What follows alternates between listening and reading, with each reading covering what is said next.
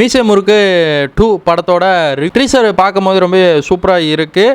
அதாவது படத்தோட ட்ரீசரோட ஸ்டார்டிங்கில் வந்து பார்த்திங்கன்னா, நாங்கள் வந்து எங்களை தேட்டருக்குள்ளே விட்டால் தானே நாங்கள் பாடுறோமா ஆடுறோமான்னு தெரியும், அவருக்கு ஒரு சான்ஸ் கொடுங்கன்னு கேட்குற மாதிரியே ட்ரீசரில் ஸ்டார்டிங்காக வருது. நம்ம எங்களை உள்ளே விட்டாதானே நாங்கள் கத்துறோமா இல்லை பாடுறோமான்னு தெரியும்.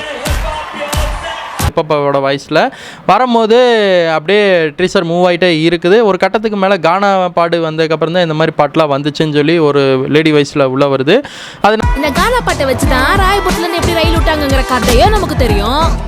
நல்லா சொல்லிகிட்டே இருக்கும்போது, நீ வந்து ஜெயிப்பியாடா, நீ ஜெயிக்கல மாட்டடா, தோப்படா அப்படின்னு சொல்லி நம்ம ஆடுகளம் நரேனோட வாய்ஸ் வந்து பேக்ரவுண்டில் கேட்குது, நல்லாவே கேட்குது. நீ தோத்துத்தானே இருப்ப, எவ்வளோ ஜெயிச்சாலும் என்ன தான் பண்ணாலும் மீசை முறுக்கெடுத்து நாங்கள் வந்து தோற்போம் அப்படின்னு. நீ ஜெயிப்பியா? எப்படா ஜெயிப்ப? தோப்படா நீங்கள் சொல்லி சொல்லுவாங்க. அது சொல்லிட்டுக்கப்புறம் மீசை முறுக்கு உள்ள டிவைஸில் வருது. அப்புறம் நம்ம இதில் வந்து படத்தில் ஏற்பட்டிருக்காங்க ஹர்ஷத் கான், நம்ம விஜய் சேத்து கூட வர இருப்பாங்க, அவர் மெயினாக நடிச்சிருக்காரு. அவர் ஒரு 2 சீனில் வராரு, நல்லாவே தெரியுது. யோகி பாபு இந்த படத்தாலும் ஜெயிச்சாலும்